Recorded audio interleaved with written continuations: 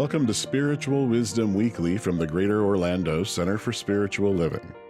Each week, we share practical spiritual insights designed to support your growth, helping you live with more clarity, compassion, and intention. Wherever you're listening from, we're glad you're here. Let's begin.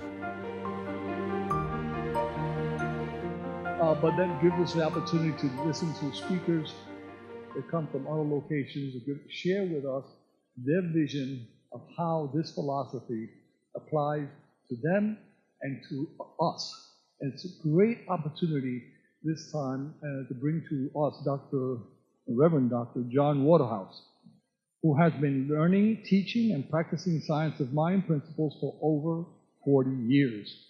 His life is about revealing and celebrating the divine power and presence that dwells within each person he meets. He and his wife, Dr. Barbara Waterhouse, founded the Center for Spiritual Living in Asheville, and he more recently served as a senior minister of the Fort Lauderdale Center for Spiritual Living.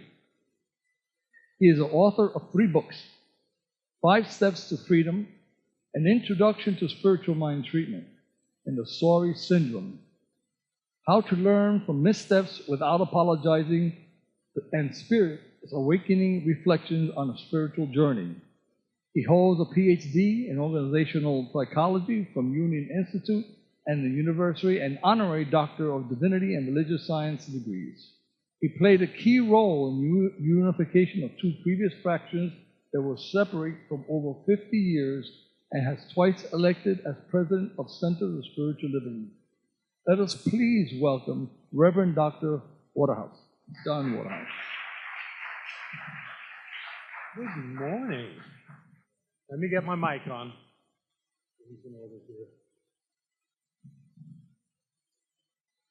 Says it's on. How we doing? Great. I'm so happy to be here. It's like a homecoming for me. I've been here many times, but then all the little things happen that feel so right. Singing a song by Olivia Newton-John was perfect for me. Olivia was a dear friend of one of our members in Asheville, and we almost got her there. Didn't quite happen, but we always felt a close connection. So, and what a great music program you guys have. I'm really glad for you all to be able to experience that, because I enjoyed every bit of it. So, what are we going to talk about today? We're going to talk about, with that first slide, thank you very much, how this concept, almost cliche, called perfect, whole, and complete works. But the first thing I want to tell you about these words is that it's very important that if you ever talk about them, you say them in the correct order: perfect, whole, and complete. And I say that because I have a colleague once that was driving along and received a message from a member of his community asking for prayer support. And he's driving. So he's, having to pay, you're not supposed to do that. Deal with your cell phone at all while you're driving, but he was. And so he sent back a quick message. He dictated it into his phone. He said, "I shall know you as whole, perfect, and complete." He switched the words. And before he sent the message, he peeked at his phone, and it said, "I know you as whole, perfect, and complete."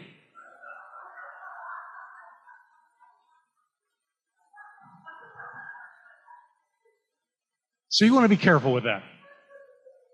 If it offends you that I cursed, I will tell you that my beautiful wife, Barbara, went back to her Science of Mind community in Eugene, Oregon for the second time, because the first time the minister cursed.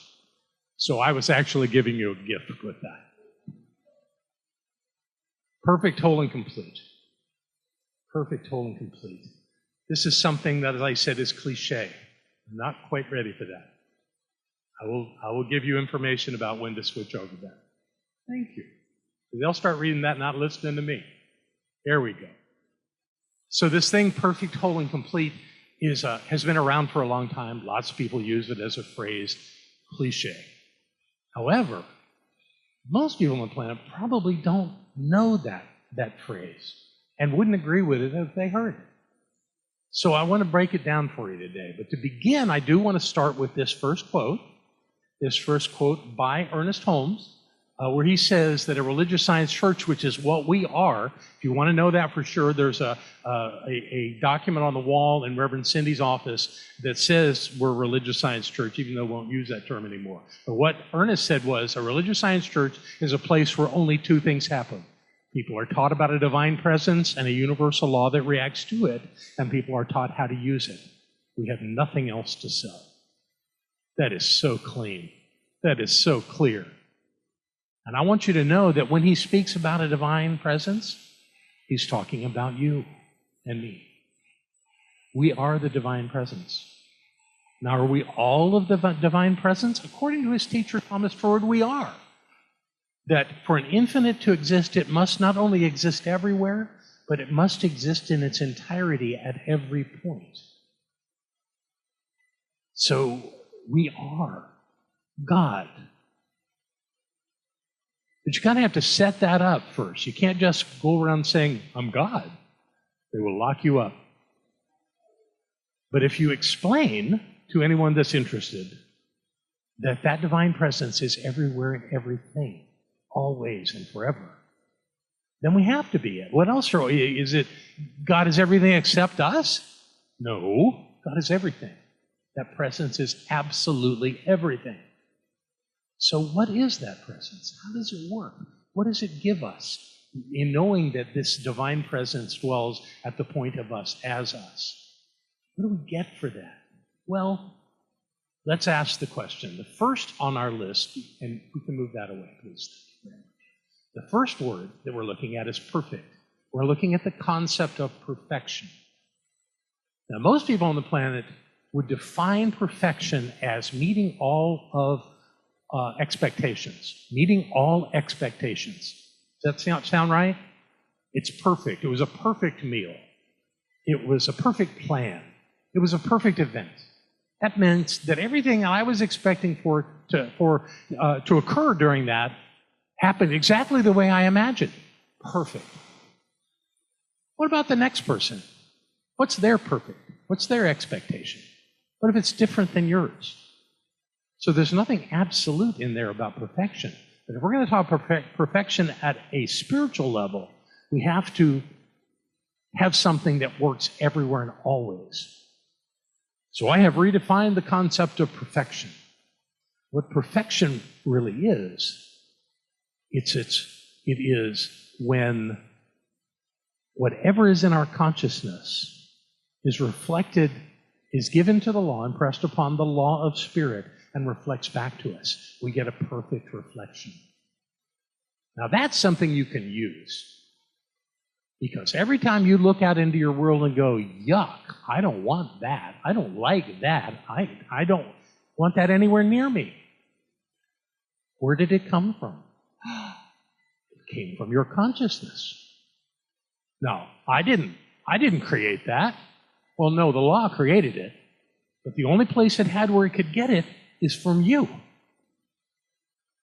Now, did you walk around thinking about that thing that you don't want in your life? Of course not.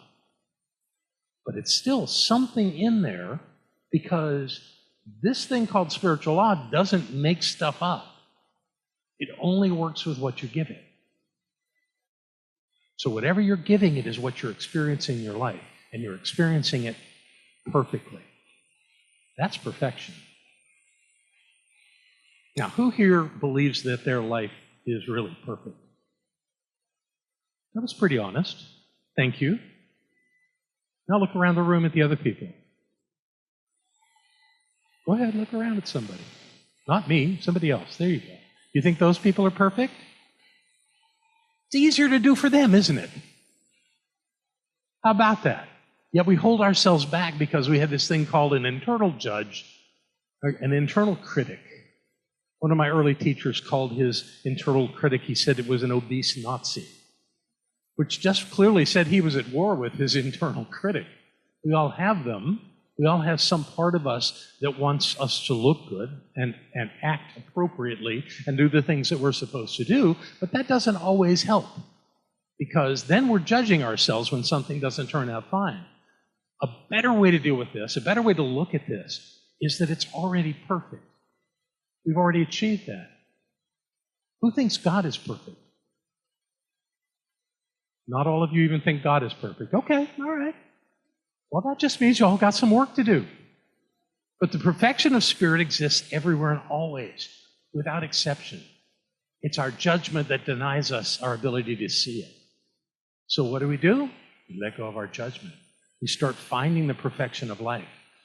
You've heard that line about there's got to be a pony in here somewhere, right?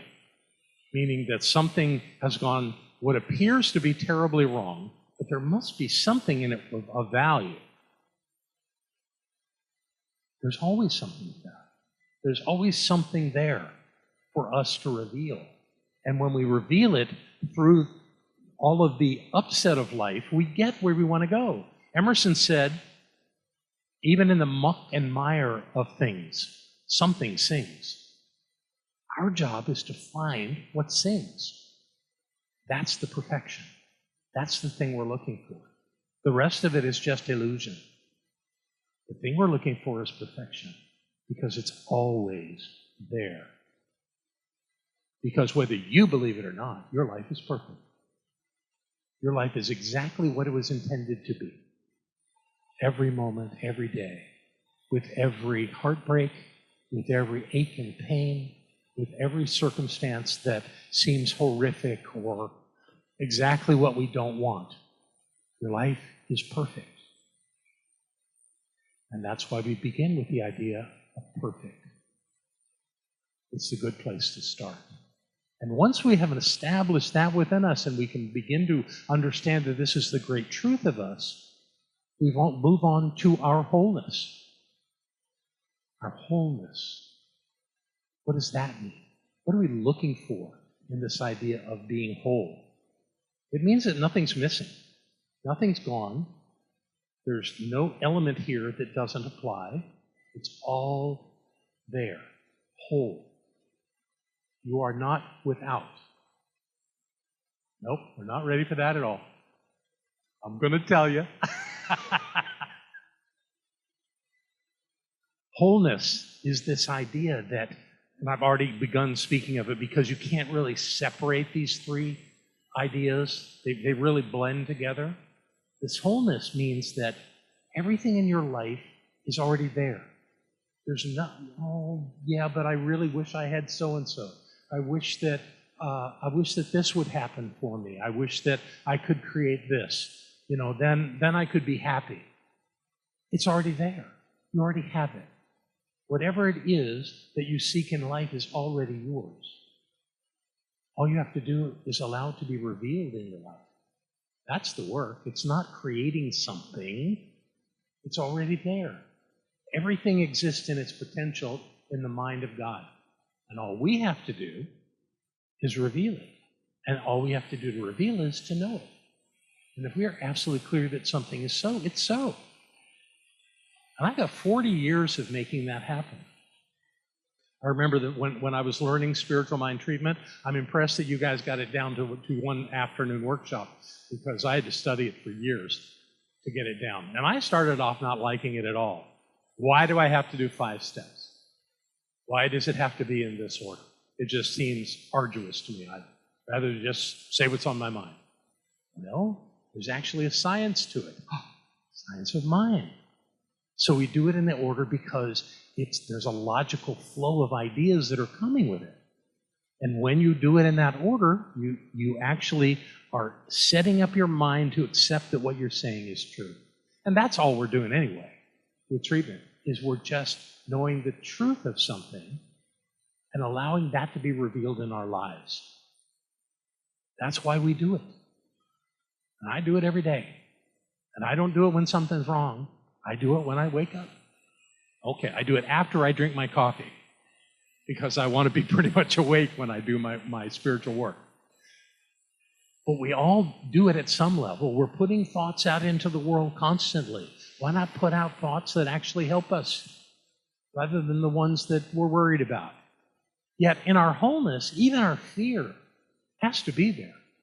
Anger, frustration, confusion, these are all parts of us.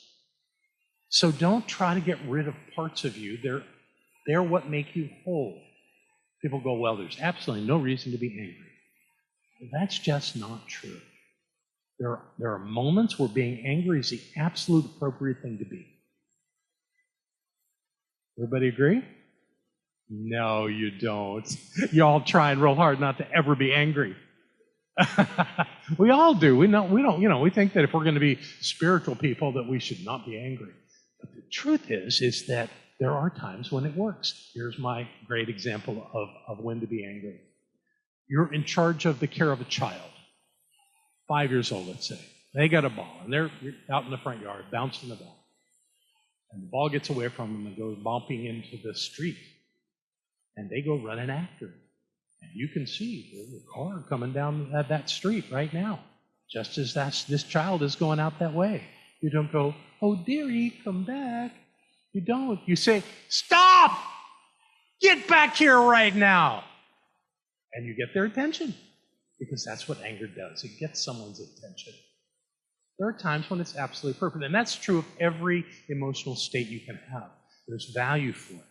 Now, we can abuse them, absolutely. We can go too far with them, absolutely. But the truth is that don't deny your wholeness. These are all part of you. These are all tools that you've been given to use in your life. You are whole. You're whole in every way. Everything's already there. And then we move on to this idea called completeness. Completeness, what a concept. I had a student, practitioner. Actually, he was already a practitioner when he brought this to me. He said, I don't understand this idea of completeness. He said, I'm still learning. I'm still growing. I'm still expanding.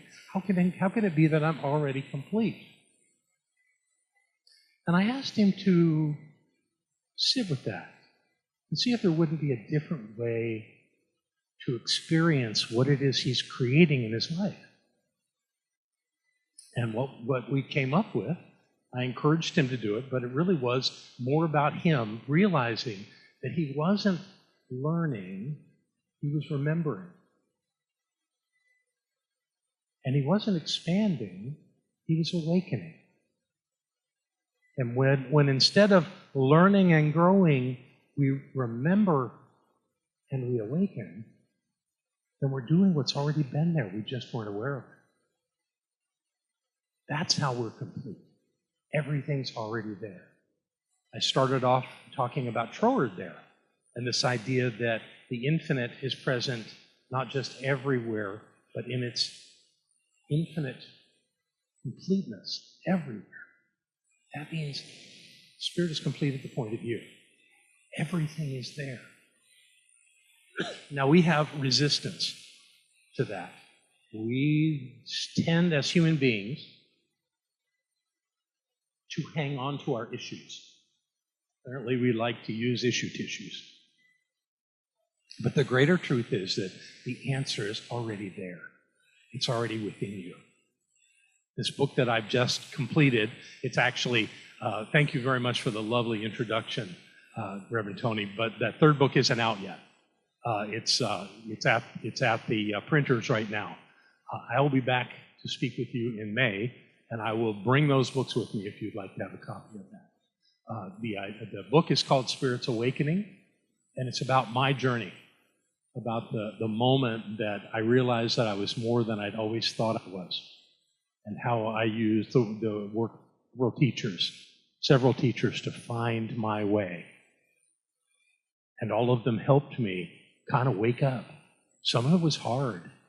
Some of it was grueling. And some of it I didn't even want to do. But because I did, I think I have a better life for it all. And I've had the good blessing of touching a lot of lives. So I'm feeling like I'm complete. That doesn't mean I don't have more life to live. I do. I'm 72 years old, and I think I've still got some things to say to some people in the world, and I intend to do that. So let's review this. We've got three concepts. We've got perfection. Perfection we'll call knowing that life is a perfect reflection of our consciousness. Wholeness, meaning that everything's already there, nothing missing. And completeness, understanding that we are completely present to who we are and what we do in the world when we allow ourselves to be. So I invite you this morning to be perfect because you are, to be whole because you are, and to be complete in every way, and not resist that with lesser ideas. Here's another quote, and you can put that quote out. Thank you. This comes from the Science of Mind. It's on the last page of the regular text of the book on page 423, and it reads, in conclusion, what the world needs is spiritual conviction, followed by spiritual experience. I would rather see students of this science prove its principle than to have them repeat all the words of wisdom that have ever been uttered. It is far easier to teach the truth than it is to live it. It is far easier to teach the truth than it is to live it. So what I'm doing right now is the easy part. The real work is in living it, having spiritual conviction that you are perfect, that you are whole, and that you are complete in every way. And when you can do that, life will get more meaningful, it will get more joyous, it will get more valuable to you. So I encourage you to accept for yourself. Let's say it together. I am perfect, whole, and complete. I am perfect, whole, and complete. That feel okay? Say it again. I am perfect, whole, and complete. There we go. All right, work on that. Because there are things in your psyche and in mine that completely believe that. Keep working on it. Keep looking at it. Allow it to reveal itself in everything that you think, say, and do. And you will have that glorious experience of knowing yourself as the spirit of all. One more thing I want to talk about, and that's this upcoming event on May 8th and 9th. We're going to do a Friday night. And I do have one more, but I'll go back to that. Hold that for me. We have this event that's coming up called Mastering Manifestation. We all have things we want to accomplish in our lives. We all have dreams. Anybody that doesn't have a dream, I don't know why you'd be here. We all have things that we want to accomplish in our lives. We have this tool called spiritual mind treatment. But what I have found is that you can supercharge a treatment by doing other personal work. And what I'm inviting you to come and do with me is explore your own psyche. Find out the richness that dwells within you.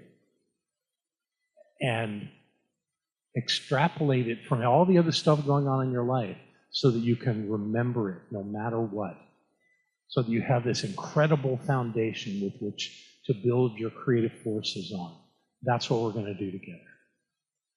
And I want to bring you one more quote. This one comes from a practitioner. You may have heard of her. Her name was Louise Hay. These are her words. In the infinity of life where I am, all is perfect, whole, and complete. I no longer choose to believe in old limitations and lack.